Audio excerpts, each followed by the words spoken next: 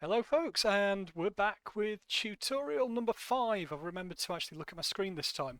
So following on from tutorial 4 where we looked at how you search the National Archives website and did a very basic bit on war diaries and some of the other files you need to look at. This time we're going to actually look at some of the contents of what you'll find within a war diary when you receive one and how you go about sourcing these. So despite the title, I've switched this around a bit. So we're going to look at how you source documents first, and then look at what you might expect to find in war diaries themselves. I thought that makes a bit more sense, so you know how to find them, and then we look at what you're going to potentially find within war diaries. So it's worth pointing out, I'm just going to quickly mention here that war diaries are massively inconsistent. So some you get are really, really good, some you get very sparse in terms of detail, and because no one else has, or very few people have actually looked at these, there's no way of telling in advance what you're going to find. So I just thought I'd get that out there first, but we'll see in a bit the types of things that you might stumble across in your war diaries.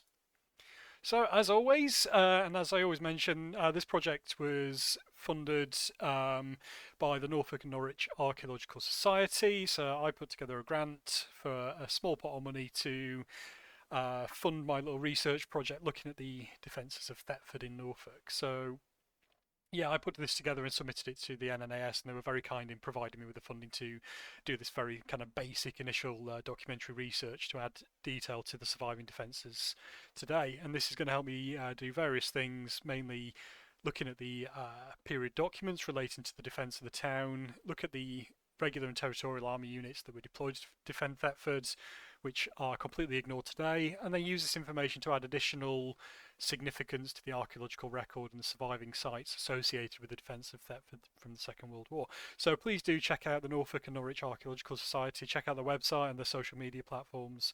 It's well worth doing. And as always, if you have your own ideas for a little project which you would like to get funded, then, and as long as it's in Norfolk or Norwich and related to the county, then please do consider contacting NNAS for funding. So yeah, as always, I'm so pleased to have been successful, and that they've been massively generous in funding this project and funding this little series of videos. So I'm just going to do a brief kind of like overview of what war diaries are. So I might have mentioned this in a previous video, I can't quite remember, but it's worth just doing a little recap if I have already done this, and if not, here it is. So your war diary is literally a diary kept by a unit deployed within the British Army or other units of the armed forces during the Second World War associated with the UK. These are the primary source of information when it comes to specific units, and these war diaries were kept not just for the Home Forces but also the entire range of British Army units and Commonwealth forces as well. These offer what is essentially an insight into the day-to-day activities of various units within the British and Commonwealth forces and other units as well, the RAF for example, and they are a vast wealth of information. But why is this kind of important? So I'm not working with the script on this, I'm just completely ad-libbing, as you might be able to tell.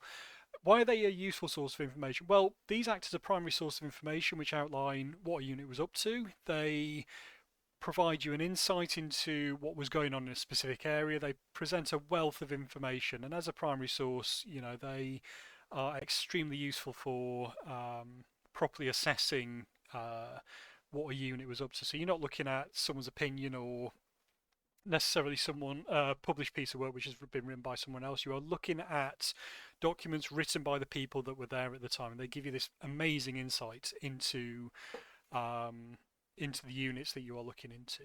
Why is this useful in terms of the Home Forces? Well, as I've already mentioned it and keep on mentioning, keep on banging on about, the story of the Home Forces in the UK has largely gone untold.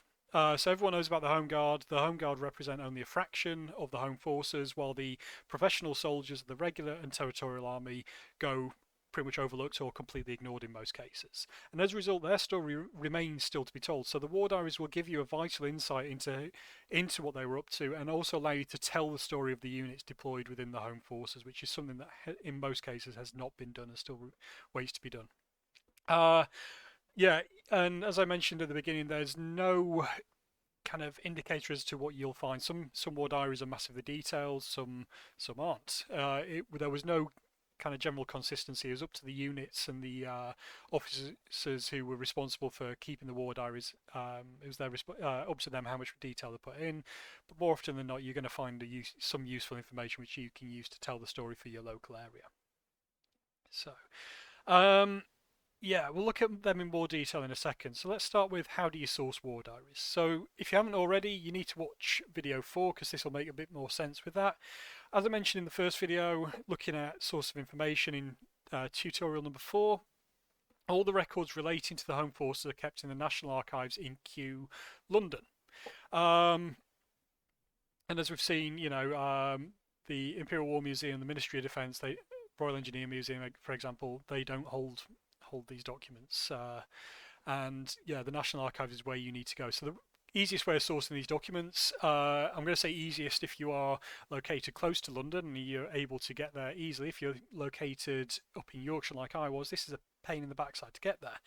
But there are ways around that.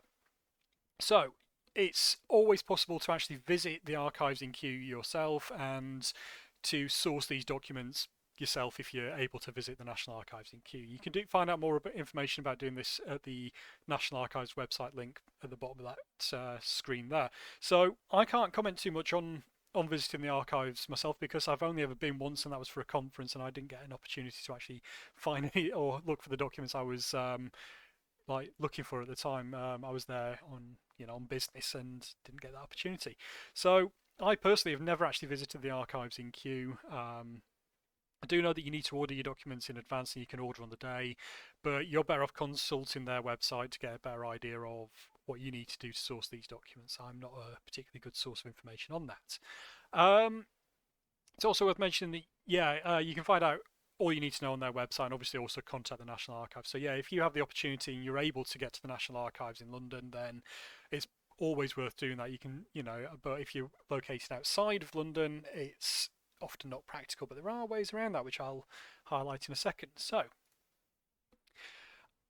you can also hire independent researchers. So I am flagging up here the British Army War Diary Copying Service as a service that offers a really, really efficient service. So you can, I recommend contacting Andy at the British Army War Diary Copying Service. So he offers a really, really good top-notch service in terms of service. So you can order war diaries through Andy. He'll go out to Kew, photograph them for you, and obviously he'll charge. But his prices are extremely reasonable. I wish this had been available when I started my research 20 years ago, and when I started looking into documents 10 or so years ago. Well, before that, but never had a chance to actually, or the money to get down to Kew, based up in Yorkshire. So if you aren't able to get to Kew, there are options, and this is one of them. So I do recommend checking out, the British Army War Diary Copying Service on Facebook, contacting Andy and ordering war diaries through him. It is worth mentioning here that, as I mentioned with the war diaries themselves, you don't know what you're going to find. Also, Andy charges by the page. I'm not going to quote his fees on here because they might change, but they are extremely, extremely reasonable. But do bear in mind that you don't know how many pages are going to be in a war diary. If you want the entire war diary, sometimes you're looking at, I think the last one I got was about, one of the last ones I got was about 800 pages. So sometimes they can be anything from 20 pages, sometimes they can be hundreds of pages. It's worth taking that into account, and obviously because these war diaries are by and large not been trolled previously, there is no information available about how many pages there are, so do take that into account. So you do need to have a bit of a budget set aside to obviously pay, but have a liaise with Andy, and it's, his service is second to none. Really, really good. Cannot fault it. And is a good way of getting yourself started if you have a low budget for doing your research. So do check that out. I'll post a link to this in the description below, so you don't have to type all that out. I'm not sure how to make contact with him if you're not on Facebook, but that's something for you to find out yourselves. So moving on. As I already mentioned, you can also hire your own researchers as well. Sorry, I obscured my mouth there. So you can also hire independent researchers, which is something I also do. So my mate Mike, who's a professional photographer and also able to get to the National Archives quite easily compared to me in Norfolk now. I hire him and he goes out and photographs, long lists of war diaries as well. So you can find out independent researchers who you can hire for a set fee to go and photograph photograph the records you need. So the National Archives, I think they have lists of people who you can hire to do this, but like I say, I've used one or two other individuals who I know personally, and they've been very grateful in sourcing me material in the past. And now I've got some funding and had other funding for my East Yorkshire project. I've been able to actually pay them to go to the archives and focus solely on the documents that I require, and that is another option as well. So although if you're not based in London, there are options there for you to go out, but be aware that you do need some money to pay for these services. Again, this is something that prohibited me in the past. When I was starting out and when I was a student and in low-paid jobs, I couldn't afford to not only go to the archives myself, but I also couldn't afford to pay for researchers to go on my behalf. So I am actually, massively aware of that. But this is why grant funding is particularly useful for this type of thing. If you can put yourself together a really good project, you can get funding to pay for the researchers to go for you, and that's something that I've been doing throughout this research. So it actually works out much cheaper as well if you're based nowhere near London to hire a researcher to go on your behalf, which is one of the reasons why the grant funding that I've got from the NNAS has been quite cost effective.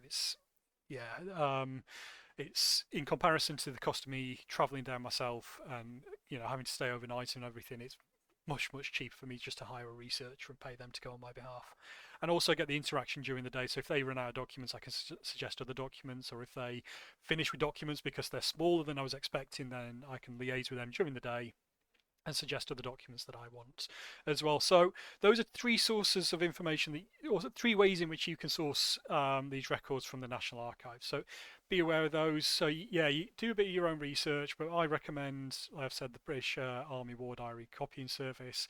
And also, if you've got mates who live around London, if they're happy to and they have the equipment to go there, then that's worth considering as well. So next up, what to expect. So once you've paid your research, or you've gone to the National Archives in Kew and you've found your war diaries, this is just going to be a basic overview of what you can expect to find within a war diary in a really good case. So like I said, there's no way of predicting what you're going to find. Some war diaries are really good, some are not so good, but here's a general overview of some of the stuff I've been finding. So we're going to use the war diary of the 18th Division, which was the first division deployed to Norfolk to defend it in 1939, and I've been focusing on them as a way of kind of getting an overview of the county and what was going on, and trying to filter out information in regards to Thetford, which is actually proving quite a task, which has been a bit of a learning experience for me, but it's something I'll be highlighting in my blog series on the website shortly when I get around to it. So what do you normally find in a war diary? So you'll actually find the war diary itself. So these are pages written on a daily basis or sub-daily basis, or once a week, for example, that highlight the comings and goings within the unit you are looking at. This is literally a war diary of the unit's activities. During this talk, there are bits of sensitive information which I've concealed, because unfortunately there are people out there that don't do their own research and are quite happy to nick other people's information and all that without giving credit, and as a result I've had to censor some specific location information, because this could be easily plagiarized and ripped off by people who are let's say unscrupulous, but also as well there are sites identified in some of these documents which the current landowner, I don't want them to get any hassle. For example, if people start turning up and knocking on the door and asking about the wartime and they haven't got an idea. But yeah, there's a lot of sensitive information in these documents, and unfortunately, due to the current situations, which I'll be going into in more detail on my blog, unfortunately, I've had to conceal data and information in this to stop people nicking the information and stop people trespassing and causing hassle to people that own some of these sites today.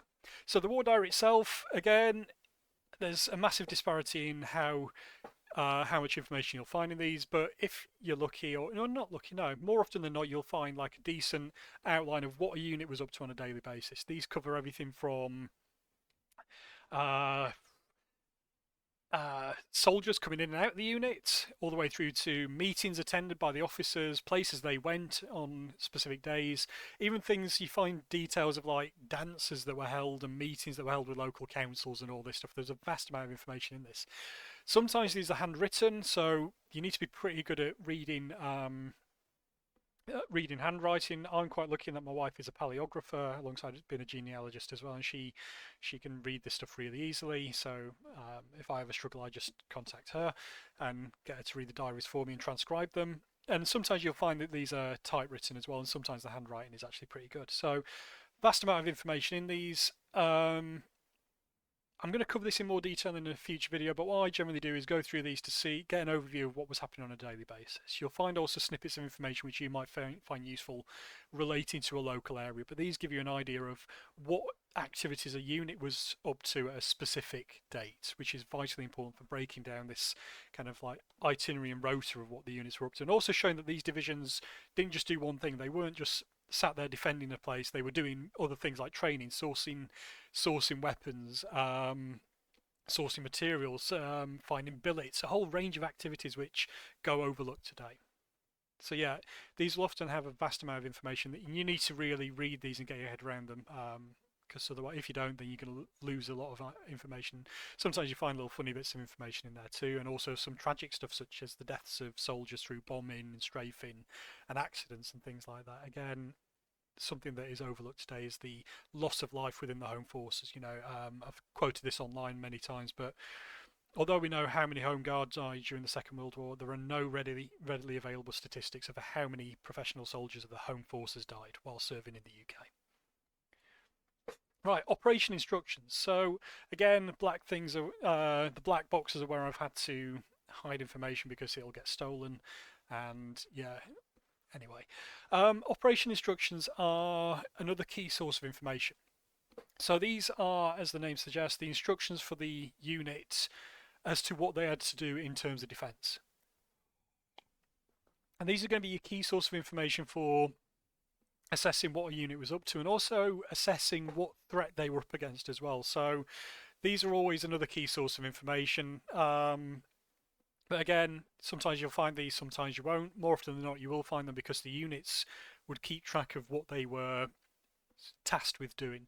These operation instructions also change relatively frequently as well. So if you find one and you read it, you need to read all the others as well to see how these orders changed over time. Because otherwise, like I've said before, the defences and the way the country was defended wasn't static. They didn't just go, right, do this, and that was it for the entirety of the war. Things change frequently in reaction to developments in terms of the enemy and things like that, and changes in administrative boundaries, for example. So yeah, this is just a little example here. So this is the 18th Division Operation Order from the 30th of October 1939. This was the first operation order put in place to inform the 18th Division about what to do in terms of defending the area they are tasked with defending. You can see here, this provides here that this is provides an assessment and overview of the enemy and gives you a brief kind of overview of some of the things the unit were going to come up against. So yeah, trawl these when you get them and have a look at what's been said and understand it, because these are vitally important to assessing the effectiveness of the units deployed, but also assessing the threats that they were expected to come up against. Obviously today we know the invasion didn't come, but we need to understand what these units thought they were coming up against in terms of the hierarchy of the command and the Commander-in-Chief of Home Forces and the Home Forces themselves. Again, it's easy to today dismiss that the units deployed in the UK were up against no threat whatsoever. They didn't see it like that, and these operation orders make it vitally clear that the defence of the UK was taken abundantly seriously, and the units deployed to defend the UK had a very good idea of what they might come up against. And this is again something that's often dismissed today, but it needs to be understood that this was a serious situation that these units were in, and they dealt with it professionally. What next? Location statements. So if, like me, you're looking into a very specific area, you'll often find these lists which are called location statements. So as I mentioned in the previous video, a division, for example, or my previous videos, the division was comprised of multiple units, and it was key for the general staff commanding these units to know where their units were within their area of operations. And to keep track of these, they issue these location statements, which tell you exactly where the various units are, various officers, and all this stuff. These are extremely useful.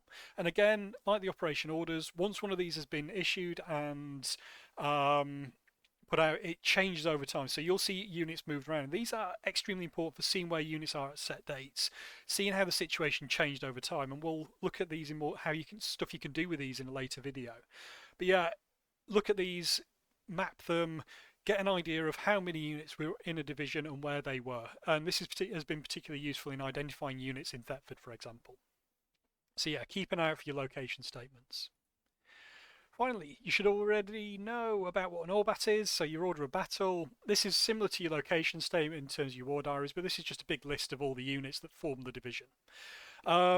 So your location statements and your ORBATs are worth checking out as well, because these will give you further points of research to look at in the future and further sources of information. So if you notice that I don't know, specific Royal Engineer Field companies were in the war diary, then you can use that information then to source their diaries if you need them. Alongside the location reports, you can see where these units were and pick out which units you want to focus on if you're doing a local study. So yeah, these war diaries, these orders of battle are vitally important and something that you need to keep an eye out for. And again, a lot of the time what you want to be doing when you're reading through the war diaries is picking out snippets of information which will help you in the future. So find out which units are where. You can then use that to get their war diary in the future and source of information. This is, you want to be constantly thinking ahead about the research you want to be doing in the future. But yeah, you'll get your head around what you need to do. I think once you've got your first war diary, you'll get a better idea of the vast amount of information that you can get out of that. So it's all about actually getting one of these and getting down and having a look at it. Maps. So as always, the your data thieves and plagiarists absolutely love maps because they can have a quick look at them and paste them and copy and paste them all over the internet and pretend to look clever. But maps for a researcher are vitally important because they give you a visual representation of what was going on. This is a traffic map from the 18th Infantry Division War Diary. Obviously, we know today that there was no planning going into the defences whatsoever, and the units just sat there and did nothing. Wink, wink. The opposite is true. This is a traffic map which shows which roads were to be kept open to refugees leaving areas that were attacked, and also roads that were to be kept open to allow military traffic to counterattack, for example. These are massively interesting. So a lot of the documents will outline things in written format. So you get things like division boundaries, for example, outlined as a list. And that can be a bit difficult to visualize. So maps I always find particularly useful because they give me that visual stimulus that I often need to get my head around data. And again, this is something I'll cover at a later date. But yeah, keep an eye on maps because these can often be really, really, really fascinating. But don't just focus on maps. You need to read the documents. Again, like I've said, with the people that like to try and look interesting by copying and pasting this stuff online, they only tend to look at maps, but don't actually read the documents themselves, which give you even more information. But that's something to keep an eye on, is maps like this one. Intel reports. Now, these are something I wasn't aware of until I started actually looking at the war diaries. So these are frequent briefings on the intelligence picture.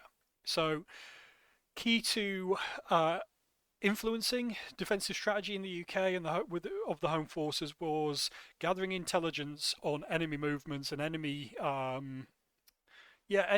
goings on, because obviously there was a big fog of war. The Home Forces didn't know what the enemy were up to exactly, so gathering intelligence was vitally important to assessing the situation behind this kind of cloak of the fog of war, and also kind of assessing German strategy and German intentions, or the enemy intentions, because these intel reports cover, in this case, the entire situation across the globe in terms of what the enemy were up to. You'll also find assessments of the invasion threat, and these are useful to read through. Again, read through these properly. These are really useful to see how the invasion threat changed from 1939 up until like late 1942, and see how the situation changed over time, and get you a better idea of what was going on locally. Also worth keeping an eye out in these is that these will cover the local intelligence picture as well. So what I've seen with the 18th Division diaries is that they cover things like local bombing by the German Air Force, for example, and other intelligence information relating to their local area. So that's worth trawling as well, and will give you a massive insight into what was going on. Again, these are something that are rarely looked at, but they provide you with this insight into the threats as it was seen by the Home Forces and these local units, and they make it abundantly clear that the invasion threat was taken seriously. A vast amount of information was being gathered to break down the fog of war, and this information then was being used to influence defensive strategy at a local level as well, and keep abreast of what the enemy were up to. Oh, excuse me. Right, what have we got next? Oh, right. So that's just a general overview of what you might find. Sometimes you'll find other things. So if you get a war diary, the important things are to firstly read it from start to finish. Keep track of either through a spreadsheet or a notebook or another document the sources that you are consulting and finding within your war diaries as well, because that makes it easier to refer to them in the future.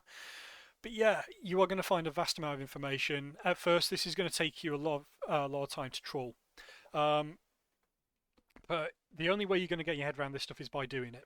I thought it's worth highlighting here. So one of the things I've kind of struggled with in terms of war diaries is the army bloody loves an acronym. So you'll find lists and lists and lists of acronyms, and sometimes these are quite straightforward to work out, other times they aren't. This website here, so this is researchingworldwar2.co.uk, the World War II abbreviations acronyms page has been massively useful. And will help you break down some of the acronyms relatively quickly. So I'll put a link to this again in the thing in the comment section below. So yeah, if you're starting out, acronyms can be confusing, and it's worth having a source of information that you can use to get your head around some of these acronyms. So do check that out. Right. Okay, that's the end of this video, and it's coming in at nearly 30 minutes again. I'm really quite good at doing 30-minute long videos. I'm starting to come towards the end of these videos, and over time I might create more as things pop to mind, but next time I want to kind of cover some of the things that you can do with the information within war diaries. Again, this isn't going to be all exhaustive. This is generally based on what I do. So I'm an archaeologist, so I spend a lot of time looking at location and things like that. And I spend a lot of time mapping information because it helps me to visualize what was going on, especially when things are text-based. I work better visually. So we'll look at some of the things that you can do with the information that you're going to find. And yeah, I've just realised I haven't updated that since last time. Ignore the text. I'm not refilming this entire video because I was on a roll there. But yeah, next time we're going to look at what you can do with the information you find within war diaries. As always, thank you for watching. I hope that's been useful, and I'll catch you next time. Cheers, see you later.